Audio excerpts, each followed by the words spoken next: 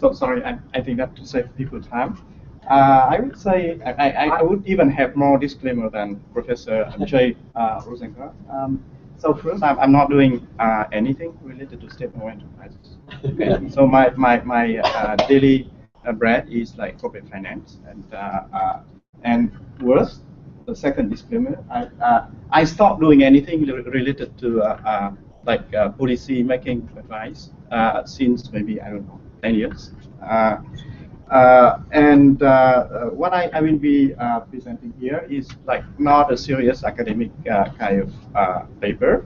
It is, I think, because I'm in front of a very knowledgeable audience on Vietnam, so I'm not even see myself in the position of an expert on my own country.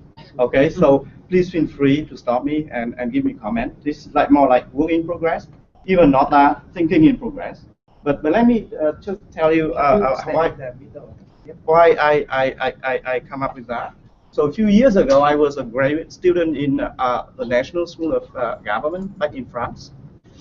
And of course, I was discussing with a lot of policymakers in France on industrial policy, on how they live up, some kind of high-tech sector in France. And then a few years later, I had the chance to talk to a lot of top executives in the US and in the UK. And recently, I did a trip in Vietnam where I met up with the top 25 private firms in Vietnam, and the top 20 also top state-owned firms in Vietnam. So let me just try my best to give you, what my thought on based on all these kinds of things. Okay, so the starting point that I would like to mention here is that so I have 5 minutes, right? Yes. But since we had already lunch, I can have 30 minutes.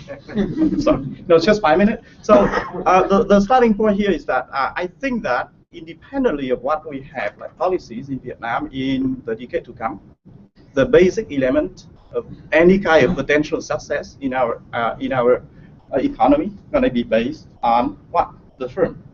Okay, state-owned or private. I mean, the firm is the element that determines whether our policy is good or bad, will succeed or not. So I will focus on that. And normally I would like to talk more about private firms. I have more understanding of them. But encourage me to focus more on SOE because I think that is also equally important in Vietnam because of the history, like I just mentioned. So let me just show you quickly, the background of SOE in Vietnam. So I'm a new comer on that. So you correct me if there's any kind of incorrect thing that I show you. So until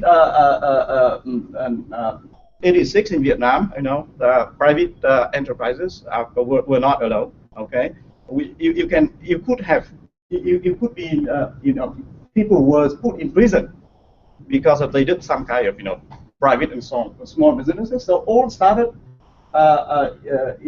in Vietnam in '86. If you want to talk of, the first serious change in the firm like state-owned enterprises in Vietnam. So they start having, new competitors entering. They start seeing that their ownership structure change. They start seeing that, even their legal form, change. Okay. Now, the first observation that everybody see is that since that day, '86, state-owned SOEs, Vietnamese SOEs, regress progressively. Is that a good news or bad news? We don't know, right? But it is a fact, right? So nowadays, and so actually the SOEs produce less and less output. Still using, the majority of the lion's share of resources, but producing less and less output. So if you look at one number in 2001, SOE employed 60% of employees in Vietnam and produce something like a third of the GDP. Okay, nowadays they are using something like a third of, like 40% of total capital, and they generate something like the same amount in terms of GDP. Okay. And now, after many reforms, basically in Vietnam, you are dealing with 11 big holdings, okay, SOE, but organized into holdings, and 85 or so state-owned corporations, And the difference between holding and state-owned corporation is due to the two respective decrees, like I think that they call it decree 90 and 91, right? And the distinction between holding and, you would laugh if I give you a number, like because we are here, we are in the US, we used to deal with like multinational companies with like 100 billions of assets, right? So, but the distinction between holding group and state-owned corporation is that the holding group must have a charter capital of something like 1,000 billion dong, which is something like $50 million. And the corporation should have, I think, half of that. 500 billion, that means 25 or so $million. So state-owned enterprises, holding or not, they are quite small by any international standard, okay? Now, the problem is the following. If you look at any kind of benchmark for efficiency, then any SOE in Vietnam going to be in the bottom. Okay, you look at the ratio of capital used over the output. You look at whatever. So, for example, the total net of SOE to date is something like $50 billion.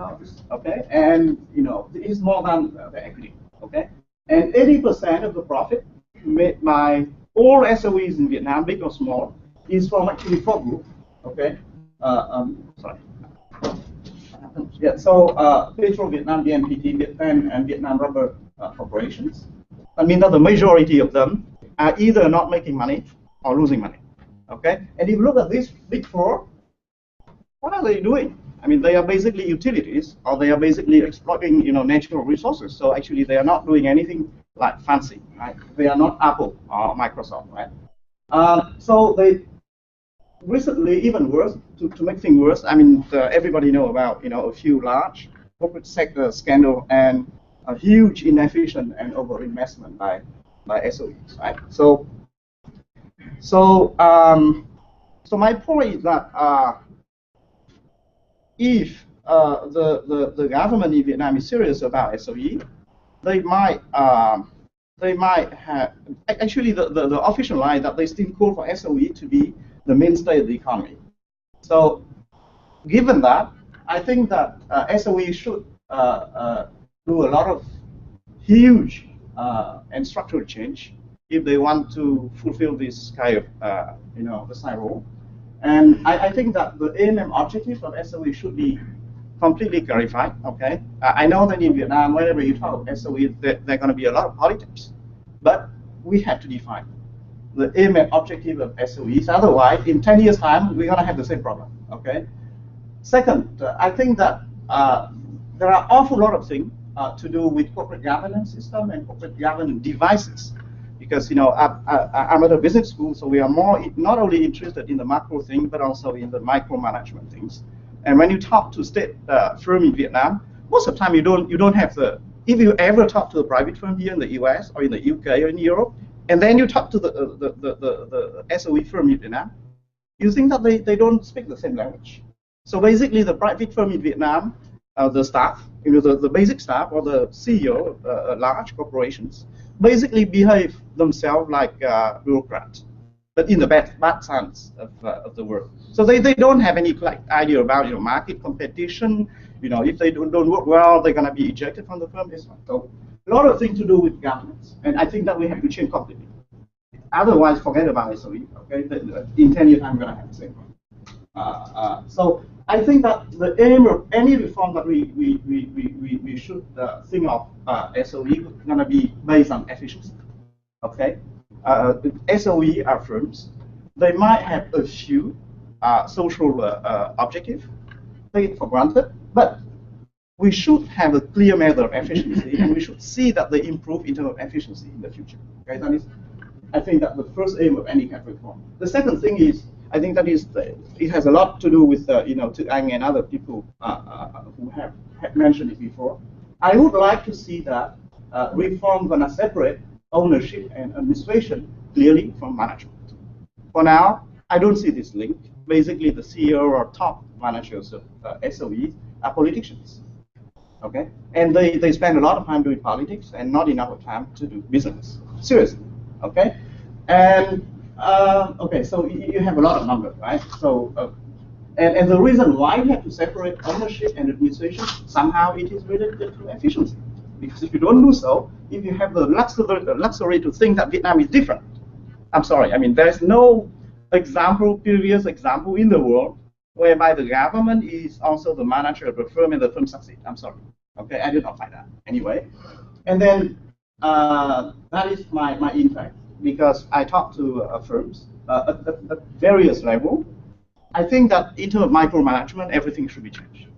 Okay, so staff must know that they're going to be fired. Okay, if they don't work well, starting from the CEO, and all the management practices must be kind of changed. Okay, because what I see, I mean, you cannot believe it. We have the reform in '86, but the practices are kind of the same at SOEs. Okay, I'm exaggerating, but you know, it's basically the same, or not. It has not been changed fast enough. Okay, so that is basically, I think that the global aim for reform. Now, do I have 1 or 2 minutes? 1 minute. Okay. So, so just one example in terms of governance. Okay. Now, to be honest, after talking to SOEs and people in charge of SOEs, I'm lost. I don't know what's gonna be the model for our SOEs in the decade to come. In other countries, they talk of the next 30 years, and in the next decade to come, I don't know what's gonna happen to them. Okay. So we have to know which model we're gonna follow up, and the good news is that we already have some example in the world. Like SOE is not like the only problem in Vietnam, right? Specific to Vietnam. No, in France they have that for 200 years. In North Europe you have a lot of big and good state firms, and you have the Anglo-Saxon model, laissez-faire. Okay, so and then you have the Asian way, right? So you have a lot of examples to look at and to think of. Okay. So, but we have to know exactly what we're going to be doing, okay, in terms of model. Then I have a few examples, and one of the things that kill me really when I talk to state-owned firm, and I pick up this example quite frequently, is that this example. So look, Electricité de France, EDF, is the world's largest generator. Okay, it was a public firm, and it is now listed. Okay. And those are the numbers. Okay, their turnover is something like $100 billion, and they make something like more than $10 million in terms of net profit. And the extraordinary thing that I think of is when I look at the wholesale prices of electricity in France, in such a high cost-based country, is actually lower than Vietnam wholesales. Okay, look, we have a case for electricity of Vietnam, for example, for them to improve, whatever, right? So they have to do something.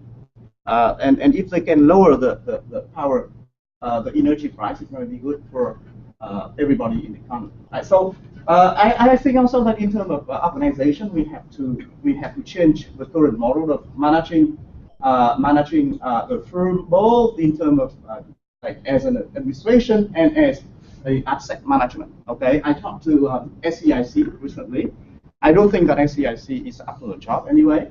But I don't have time to talk on it in detail. But I think that something started, but it's too modest, it's too slow, and it's not resolute. I would like to see actually a clear line of reform on that. Okay, and then I would like to introduce that. Okay, so the fundamental principle that we would like to stick to in terms of organization would be that any kind of policy, any kind of reform should be based on independent, fact-based, and international practices. Right? I'm Vietnamese.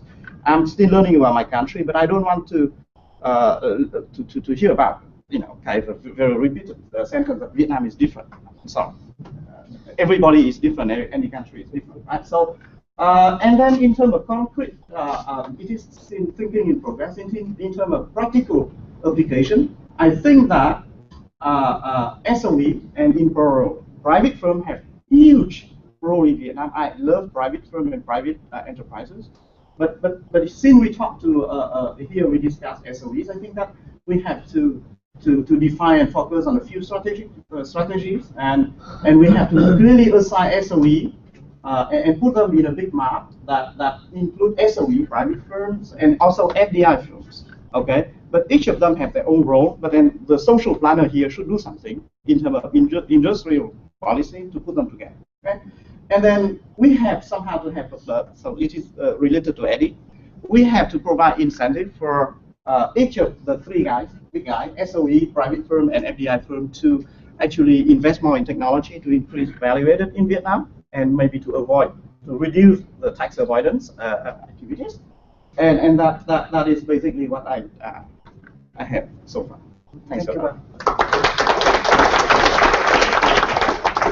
Question, comments? Yes. Yeah. Thank you very much for your talk.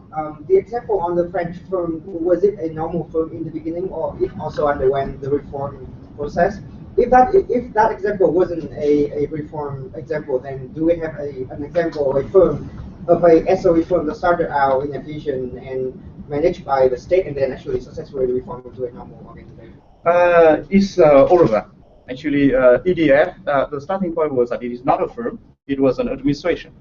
Okay, in charge of providing France with enough of electricity after the Second World War, and their role was even more important after the '73 oil crisis because France was scared, de Gaulle were in charge, and he would like to be independent in terms of energy.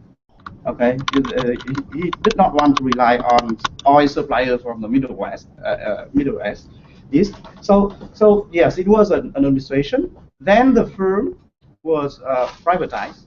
But actually, this is just a concrete example. But the French model is the following: any firm, state-owned or not, they are subject to the same corporate law.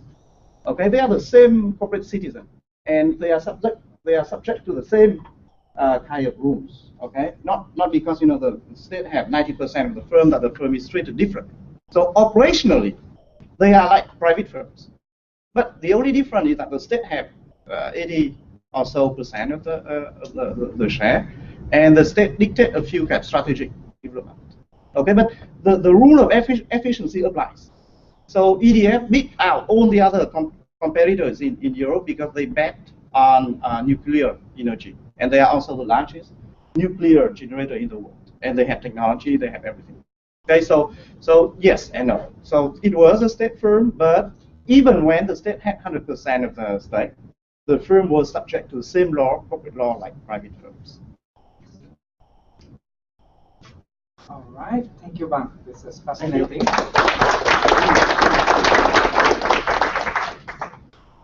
So we had a morning and a lunch full of energy and ideas.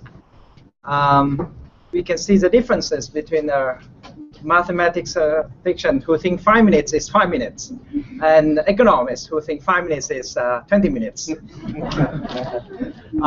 So next time when we have organize a forum like this, we should tell if you want them to speak for 5 minutes, we should tell them to speak for 1 minute.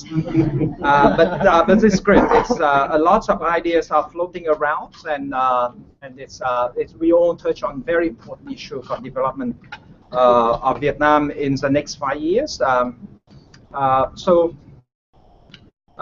I hope this is one more step further for us to understand more about the challenges and opportunities for Vietnam. So on behalf of the organizer, I would like to thank all of you for being an important part of the morning section of this conference. I wish you good health, happiness, and a very happy New Year, whether you are here at Harvard or watching it from elsewhere on YouTube.